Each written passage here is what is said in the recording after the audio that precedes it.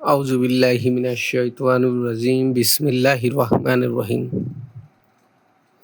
আজ আমরা কথা বলবো ইসলামের এক উজ্জ্বল নক্ষত্রের সম্পর্কে, যিনি ছিলেন আব্দুল্লাহ ইবনে ওমর রাদিয়াল্লাহু তাআলা আনহু। তিনি ছিলেন দ্বিতীয় খলিফা হযরত ওমর রাদিয়াল্লাহু তাআলা আনহুর বড় ছেলে এবং বোন হাফসা এর সুবাদে তিনি স্বয়ং রাসূল সাল্লাল্লাহু আলাইহি ওয়াসাল্লামের স্ত্রীর ভাই, অর্থাৎ ওমর রাদিয়াল্লাহু তাআলা আনহু হযরত মুহাম্মদ সাল্লাল্লাহু আলাইহি সাল্লামের শ্বশুর ছিলেন। আনুমানিক 610 সালের ওইদিকে বা খ্রিস্টাব্দের ওইদিকে মক্কায় ওনার জন্ম হয়। মাত্র 10 বছর বয়সের আগেই তিনি ইসলাম গ্রহণ করেন এবং পিতার সাথে মদিনায় হিজরত করেন। অল্প বয়সে ইসলামের প্রতি তার ভালোবাসা প্রতিফলন ঘটে। উহুদ যুদ্ধের সময় বয়স কম হয় রাসূল সাল্লাল্লাহু আলাইহি সাল্লাম ওনাকে ফিরিয়ে দেন। খন্দকের যুদ্ধে ওনার বয়স ছিল 15 বছর। প্রথমবারের মতো যুদ্ধে অংশ নেওয়ার সুযোগ পান তিনি। দাম্পত্য জীবনে তিনি সাফিয়া বিনতে আবি উবাইদাকে বিয়ে করেন। তাদের 6 সন্তানও ছিল। আব্দুল্লাহ ইবনে ওমর রাদিয়াল্লাহু তাআলা আনহু রাসূল সাল্লাল্লাহু এতটাই অনুসরণ করতেন যে তিনি নামাজের স্থান, দোয়ার ভঙ্গি পর্যন্ত নকল করতেন।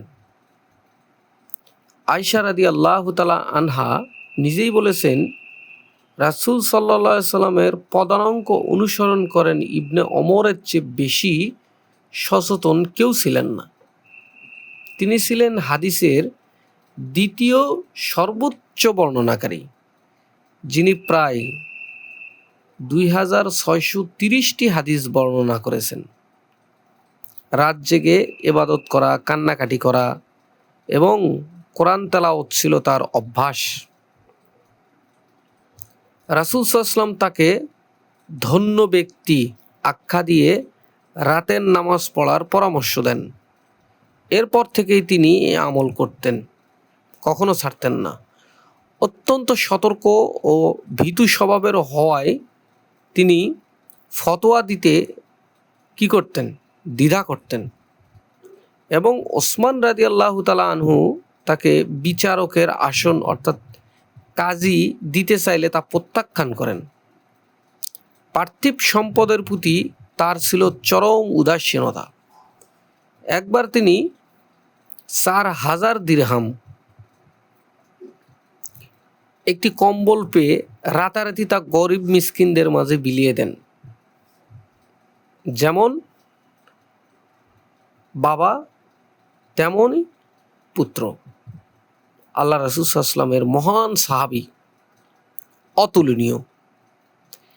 এমনকি পরের দিন নিজের উটের জন্য ঘাস ক্রয় করতেও তার কাছে কিছু টাকা পয়সা ছিল না। তিনি বিলাসিতা ঘৃণা করতেন। খোরাসান অর্থাৎ খোরাসান থেকে আনা দামি পোশাক পরতে অস্বীকার করতেন এবং ভয়ে যে একটি তাকে অহংকারী বানাবে এটা ভয় করতেন, যে তিনি দামি পোশাক পরলে আমি যদি অহংকারী হয়ে যাই।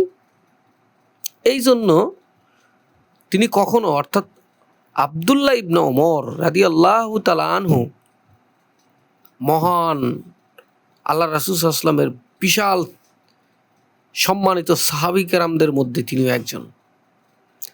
693 খ্রিস্টাব্দে 74 হিজরির কাছাকাছি তিনি মক্কায় মৃত্যুবরণ করেন। প্রথম ফিতনা অর্থাৎ গৃহযুদ্ধ চলাকালীন তিনি পুরোপুরি নিরপেক্ষ ছিলেন এবং রক্তপাত এড়াতে খলিফার পদ পদত্যাগ করেন। মৃত্যুর আগ পর্যন্ত তিনি ছিলেন একজন ভাই অফ দ্য নাইট, অর্থাৎ রাত জাগনকারী ইসলামের জন্য নিবেদিত এক বিশাল স্তম্ভ। এখানে বলা হচ্ছে যে হযরত আব্দুল্লাহ ইবনে ওমর রাদিয়াল্লাহু তাআলা আনহু রাসূল সাল্লাল্লাহু আলাইহি ওয়াসাল্লাম সম্পর্কে ছিল অত্যন্ত ঘনিষ্ঠ ও স্নেহময়। যখন উনি মাত্র 10 বছর বয়সে যখন ইসলাম গ্রহণ করলেন, তিনি রাসূল সাল্লাল্লাহু আলাইহি ওয়াসাল্লামের প্রতিটি কাজ খুব নিখুঁতভাবে অনুসরণ করতেন। এত নিখুঁতভাবে করতেন যে মা আয়েশা রাদিয়াল্লাহু তাআলা আনহু এটা নিজেই বলেছিলেন যে দেখেন, পদানঙ্ক অর্থাৎ রাসূল সাল্লাল্লাহু আলাইহি ওয়াসাল্লামের পদানঙ্ক অনুসরণে ইবনে উমরের চেয়ে আর কেউ ছিলেন না। তিনি যেখানে নামাজ পড়তেন ইবনে ওমর রাদিয়াল্লাহু তাআলা আনহু সেখানে নামাজ পড়তেন। তিনি যেভাবে দোয়া করতেন ঠিক তিনিও সেইভাবেই দোয়া করতেন। রাসূল সাল্লাল্লাহু আলাইহি ওয়াসাল্লাম তাকে এতটাই ভালোবাসতেন যে একদিন তার বোন হাফসা রাদিয়াল্লাহু তাআলা আনহা কে বলে পাঠালেন যে আব্দুল্লাহ কি উত্তম ব্যক্তি যদি সে রাতে নামাজ পড়তো? আব্দুল্লাহ কি উত্তম ব্যক্তি? কে বলতেছে? রাসূল সাল্লাল্লাহু আলাইহি ওয়াসাল্লাম। যদি সে রাতে নামাজ পড়তো। এরপর থেকে তিনি সারা জীবন রাতের নামাজ অর্থাৎ তাহাজ্জুদ আর ছাড়েননি। অন্য এক স্বপ্নে তিনি জান্নাতের রেশমি কাপড়ে উড়ে বেড়াচ্ছিলেন, যা রাসূল সাল্লাল্লাহু আলাইহি ওয়াসাল্লামের কাছে শুনে তিনি বললেন, আব্দুল্লাহ একজন নেক বান্দা। কোরআন ও হাদিসের ক্ষেত্রে তার অবদান অতুলনীয়। এতগুলো হাদিস বর্ণনা করেছেন যে দ্বিতীয় ব্যক্তি হিসেবে ওনাকে ধরা হতো এবং উনি খুব সতর্কতার সহিত ফতোয়া দিতেন। এতটাই ভয় পাইতেন ফতোয়া দিতে যে একটি ঘটনা রয়েছে যে তিনি হাদিস বর্ণনায় এতটাই সতর্ক ছিলেন যে একটি শব্দ যেন ভুল না হওয়ার ভয়ে তিনি কি করতেন? কাঁদতে থাকতেন। অর্থাৎ হাদিস বলতে বলতে তিনি হাউমাউ করে কাঁদতেন। কেন? যদি একটু এদিক সেদিক হয়ে যায়। ভাই আমার বোনেরা, কেন কাঁদবে না? কেন ভয় করবে না? যে রব আমাদেরকে সৃষ্টি করেছেন সেই রবের আমরা যদি গুণগান না গাই আর উনি যদি আমাদেরকে ওই কঠিন জাহান্নামের আগুনের মধ্যে যদি নিক্ষেপ করে আর আমার রব এটার উপর যদি অবিচল থাকে যে ওকে আমি কোনো দিনই জাহান্নাম থেকে বের করব না, তাহলে একবার বুঝেন যে ওই জাহান্নামের আগুনে পোড়ানো হবে, আবার নতুন করে তৈরি করা হবে, আবার পূর্বে আবার তৈরি করা হবে। অর্থাৎ যন্ত্রণাটা এতটা ভয়ঙ্কর, এটা একটু কল্পনা করেন, কল্পনা করতে হবে এটা। যেমন আমরা এখন বাহিরে কঠিন দুপুরে রৌদ্রের মধ্যে যদি থাকি, একটা কাজ করতেছি, মনে হবে যে কাজটা কখন শেষ হবে আর কখন একটু ছায়ার মধ্যে যাবো আর পানি খাবো। তো এটা খুব ছোটখাটো বিষয় নয়, এটা খুবই কল্পনার বিষয়। যে দেখেন যে আল্লাহ পাক আমাদেরকে সৃষ্টি করেছেন, এত রহমত দিয়েছেন যে আমরা একটু সুখ শান্তি মতো চলতে পারতেছি। আল্লাহ যদি এইটার মধ্যে যদি সুখ নিহিত বা সুখ যদি খুঁজে পাইতেন যে আমি বান্দাদেরকে তৈরি করবো আর জাহান্নামে নিক্ষেপ করব, জাহান্নামে তারা পূর্বে চিৎকার করবে আর আমি আল্লাহ দেখে খুশি হব, যদি আল্লাহ যদি এইটা যদি করতেন তাহলে কি হইতো? আমাদের তো পালানোর পথ নাই, আমাদের তো কোনো ক্ষমতাই নাই যে আমরা ওখান থেকে বের হয়ে আসবো। তো এই জন্যে আব্দুল্লাহ ইবনে ওমর রাদিয়াল্লাহু তাআলা আনহু ফতোয়া দিতে এতটা দ্বিধা করতেন যে একবার একটি প্রশ্নের জবাবে তিনি সরাসরি বলে দেন, আমি এটা জানি না, এবং পরে খুশিতে তা হাত মেলান। তার জীবনের একটি আদর্শজনক ঘটনা হলো ছেলেবেলায় সেই স্বপ্ন যেখানে দুইজন ফেরেশতা তাকে জাহান্নামের দিকে নিয়ে যাচ্ছিল। ভয়ে তিনি বারবার বলতেছিলেন, আমি জাহান্নাম থেকে আল্লাহর কাছে আশ্রয় চাই, মানে স্বপ্নের মধ্যেই বলে চিৎকার করেন। তখন তৃতীয় আরেকজন ফেরেশতা এসে ওনাকে রক্ষা করেন এবং বলেন, তুমি ভালো মানুষ, যদি তুমি রাতে বেশি নামাজ পড়ো রাসূল সাল্লাল্লাহু আলাইহি ওয়াসাল্লাম এই স্বপ্নের অর্থ বুঝিয়ে দিয়ে তাকে রাত জাগনের তৌফিক দান করেন। এরপর থেকে তিনি এত বেশি রাত জেগে ইবাদত করতেন যে রাতের ভাই, ব্রাদার অব দ্য নাইট উপাধিতে তিনি ভূষিত হন। তিনি অত্যন্ত দানশীল ছিলেন।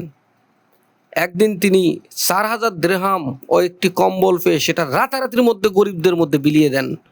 এটা যদি থাকে আর আমার রবের কাছে যদি হিসাব দিতে হয়, মানে রবের কাছে হিসাব দেওয়ার এতটাই ভয়। সিরাতাল মুস্তাকিম, অলিদের অলি রসুল সাল্লাল্লাহু আলাইহি সাল্লামের সাহাবায়ে কেরাম, সৈনিক যেমন রসুল তেমন সাহাবী, যাকে আল্লাহ পাক কোরআনের মধ্যে সম্মান করে ডাকতেন, ইয়া আইয়ুহান নবী, হে নবী আপনি বলে দেন। মানে কি, আল্লাহ আমার রসুলকে সম্মান করে ডাকতেন। আর সেই নবীর সাহাবায়ে কেরাম তারা, অর্থাৎ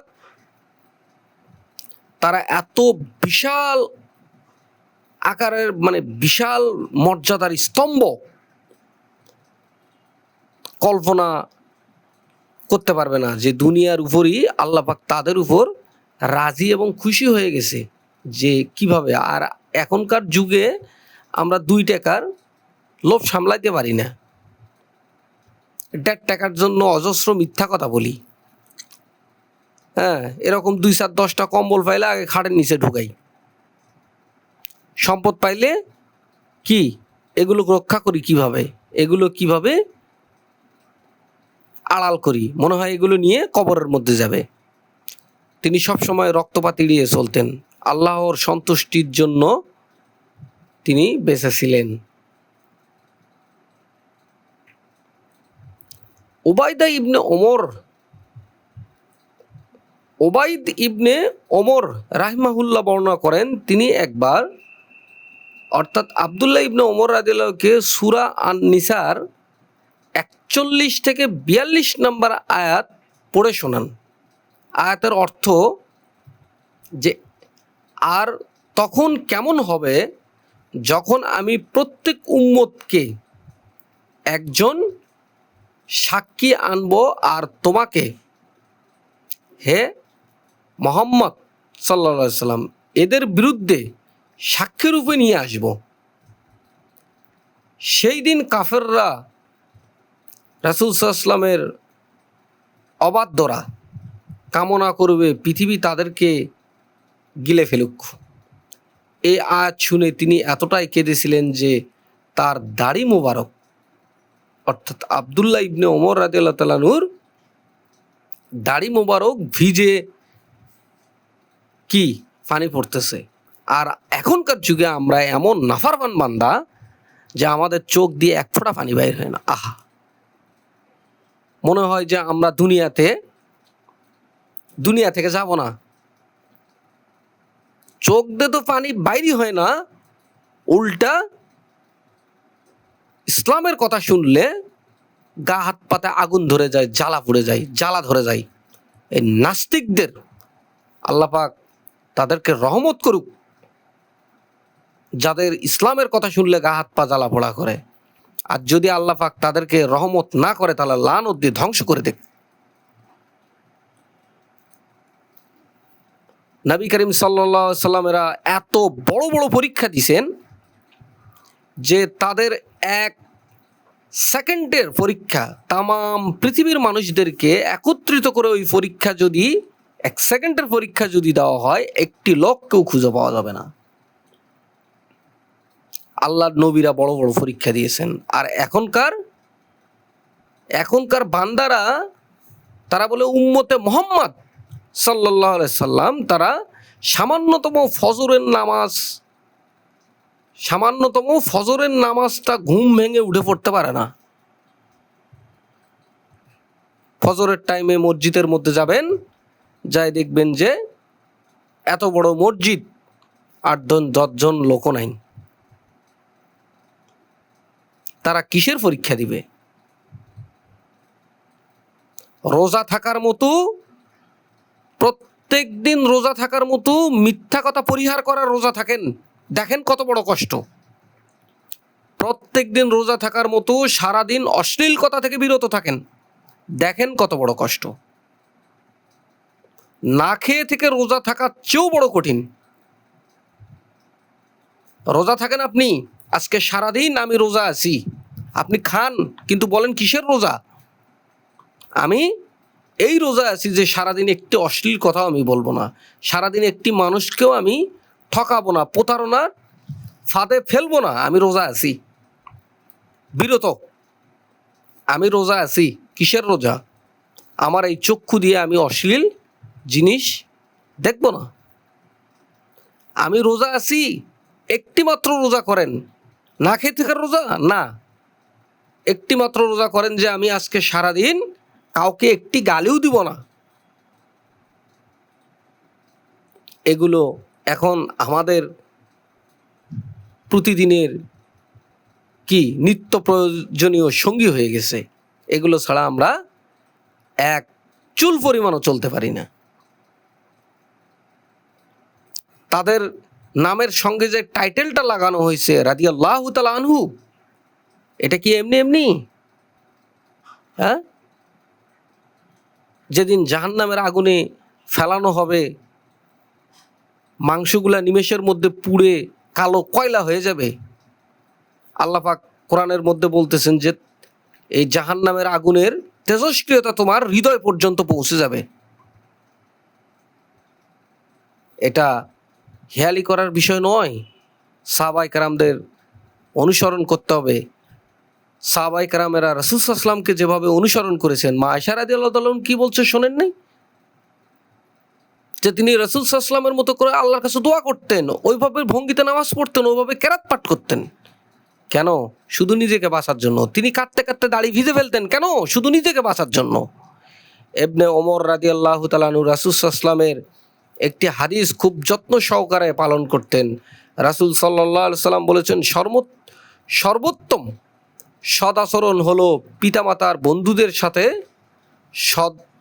সদাচরণ করা, তাদের দেখাশোনা করা, তাদেরকে সাহায্য সহযোগিতা করা। একবার তিনি মক্কায় যাচ্ছিলেন, প্রতিমধ্যে এক বেদুইনকে দেখে তিনি জিজ্ঞেস করলেন, তুমি কি অমুকের ছেলে বেদুইন না? তিনি বললেন, হ্যাঁ, ইবনে ওমর। সাথে সাথেই তিনি তার গাধাটি এবং মাথার পাগড়িটি খুলে তাকে দিয়ে দিলেন। তার সঙ্গীরা বললেন, আপনি তো এই গাধা এবং পাগড়িটা ওকে দিয়ে দিলেন, তাহলে আপনি কিভাবে চলবেন? ইবনে ওমর রাদিয়াল্লাহু তাআলা জবাবে বললেন, এই ব্যক্তির পিতা আর আমার পিতা ওমর রাদিয়াল্লাহু তাআলা ছিলেন খুবই প্রিয় বন্ধু ছিলেন। আর আমি রাসূল সাল্লাল্লাহু আলাইহি ওয়াসাল্লামকে বলতে শুনেছি, পিতার বন্ধুর সাথে সৎ ব্যবহার করা উত্তম। আমরা কি আজকে করি? পিতার বন্ধু তো দূরে থাকলো, পিতাকেই তো সম্মান করি না আমরা। এই হলো আমার রসুলের সাহাবায়ে কেরাম, যাদের যুগ ছিল শ্রেষ্ঠ যুগ। এই যুগ আর আসবে না। আল্লাহ রসুল সাল্লাল্লাহু আলাইহি ওয়াসাল্লাম বলতেছেন যে আমার যুগই হলো সর্বশ্রেষ্ঠ যুগ, তারপরে হলো তারপরে হচ্ছে তাবিনদের যুগ, আর আমাদের যুগ হচ্ছে এখন খাতারনাক। এই যুগের কথা কি বলবো? প্রত্যেক ঘরে ঘরে সুদের ব্যবসা, প্রত্যেক ঘরে ঘরে জেনা ব্যভিচার। আল্লাহ রাসূল সাল্লাল্লাহু আলাইহি ওয়াসাল্লাম বলতেছেন যে এমন এক সময় আসবে মেয়েদেরকে কি দড়ি দিয়ে বেঁধেও ঘরের মধ্যে রাখা যাবে না। কই রাখতে পারছেন? পয়লা বৈশাখ নামে আপনারা এক দুষ্ট কালচার চালু করে দিয়েছেন। মেয়েরা, ঘরের বউরা, যুবতী মেয়েরা শাড়ি পরে পরে তাদের দেহ গঠন বোঝা যাচ্ছে তারা মেলায় যায় ভ্যাপনা লীলাপনা শুরু করে দিছে। আর কিছু টুকাই মার্কা ফোলাফান সেগুলো যায় একজন আরেকজনকে দেখে মন্তব্য করতেছে। জাহিলিয়াত যুগ। আমার রবের ৯৯টা নাম, প্রত্যেকটা নামই গুণবাচক। যদি এইটা না হতো, সাথে সাথে ওখানে গজব নাজিল করে সবগুলোকে ধ্বংস করে দিত। স্বপ্নের বিবরণ ইবনে ওমর রাদিয়াল্লাহু তাআলা আনহু বলেন, আমি ঘুমন্ত অবস্থায় দেখলাম আমার হাতে এক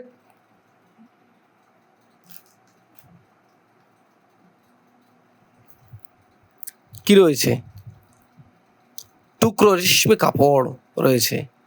জান্নাত যেদিকেই আমি যেতে চাইছিলাম সেদিকে এই কাপড়টি উড়ে যাচ্ছিল।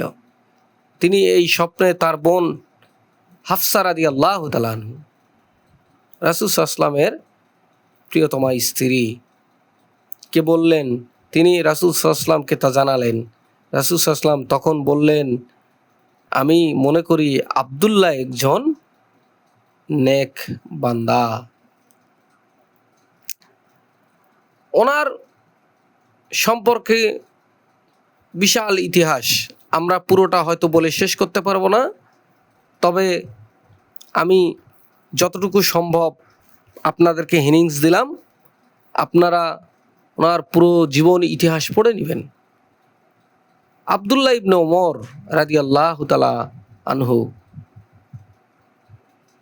যাকে আল্লাহ পাক নবী বানাতেন, কিন্তু খতমে নবুয়তের দরজা বন্ধ হয়, ওমর রাদিয়াল্লাহু তাআলা আনহু কি নবী হতে পারেন নাই, কিন্তু মর্যাদা পাবেন।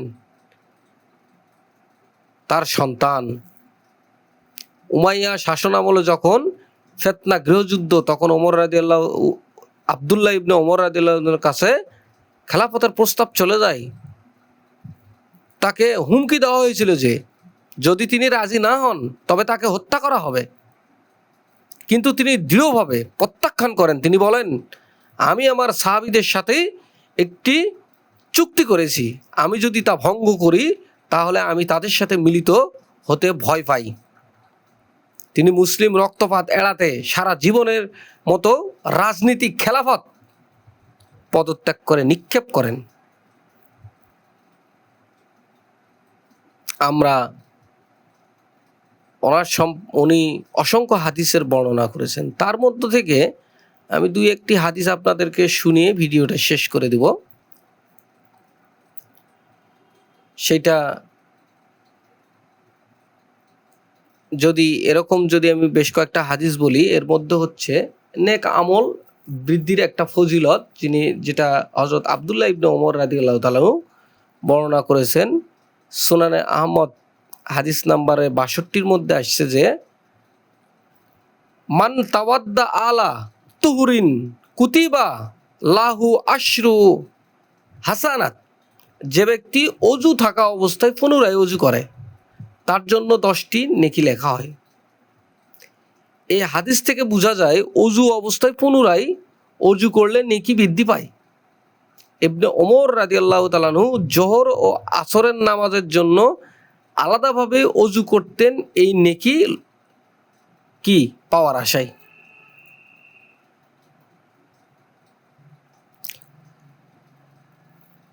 আকিমুস সুফা ওয়া হাজু বাইনাল মানাকিবি ওয়া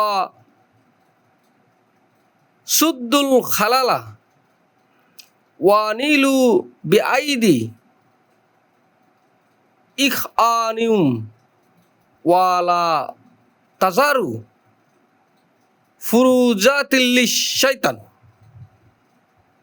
হয়তো একটু বাংলাতে উচ্চারণ করতেছি, আমি আরবি অক্ষর চিনি কিন্তু একটু পড়তে কষ্ট হয়। যাই হোক, তোমরা কাতার সোজা করো, কাদের সাথে কাঁধ মিলাও, ফাঁকা স্থান পূরণ করো, ভাইদের হাতের সাথে নমনীয় হও এবং শয়তানের জন্য ফাঁকা জায়গা রেখো না নামাজের জন্য। ইবনে ওমর রাদিয়াল্লাহু তাআলা আনহু নামাজের কাতারের ব্যাপারে অত্যন্ত সচেতন ছিলেন। রাসূল সাল্লাল্লাহু আলাইহি ওয়াসাল্লামের এই নির্দেশনা এতটুকু লঙ্ঘন করেননি। কত বড় সাহাবী! আরেকটি হাদিসে এসেছে যে সুনানে আবু দাউদ হাদিস নাম্বার 11, খোলা জায়গায় কেবলার দিকে প্রসাব করা নিষেধ। খোলা জায়গায় কেবলার দিকে প্রসাব করা নিষেধ। দেখেন আমরা হাদিস কোথা থেকে পেলাম? আমরা কেন পশ্চিম দিকে প্রসাব করি না? কে বর্ণনা করে দিয়ে গেলেন? জাতিকে কে জানিয়ে দিয়ে গেলেন? কিন্তু তোমার ও কেবলার মাঝে কোনো আড়াল থাকলে তাতে কোনো দোষ নাই। ইবনে ওমর রাদিয়াল্লাহু নিজে উট বসিয়ে কেবলার দিকে প্রসাব করতেন, কারণ উটটি ছিল আড়াল। হয়তো সিস্টেমটা এরকমই ছিল যে এদিকে হয়তো উটটা দিতে হচ্ছে, বা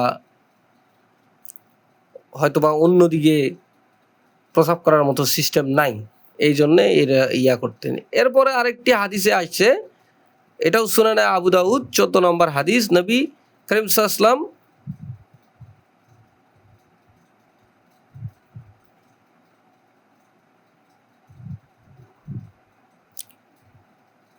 ওয়াসাল্লাম এই হাদিসটি একটু বর্ণনা করা আমার রসুলের শানের প্রতি বেয়াদবি হয়ে যায়। মানে যদিও আমি এটা বলতে চাচ্ছি না আর কি, হাদিসটি এভাবে বর্ণনা করা হয়েছে, নবী করিম সাল্লাল্লাহু আলাইহি ওয়াসাল্লাম পায়খানা করতে চাইলে মাটিতে নিকটবর্তী হওয়ার আগ পর্যন্ত নিজের কাপড় উত্তোলন করতেন না। রব্বুল আলামিন আমাকে ক্ষমা করুক, এটি আমার নবীর শানে এটি বেয়াদবি হয়ে যায়। ইয়া আমার রব, আমি বলতে চাই না, আমাকে মাফ করে দেন।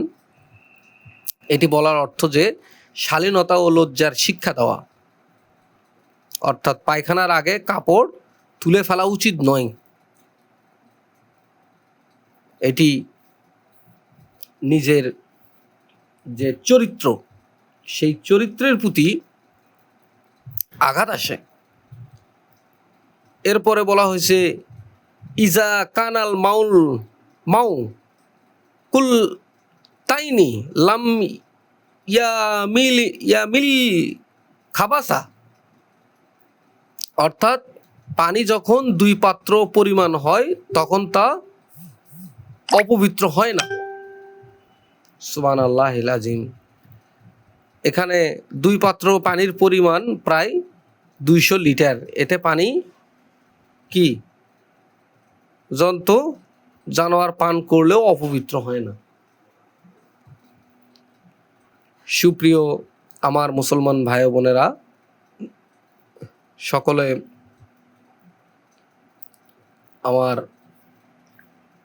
এই চ্যানেলটাকে ফলো করবেন।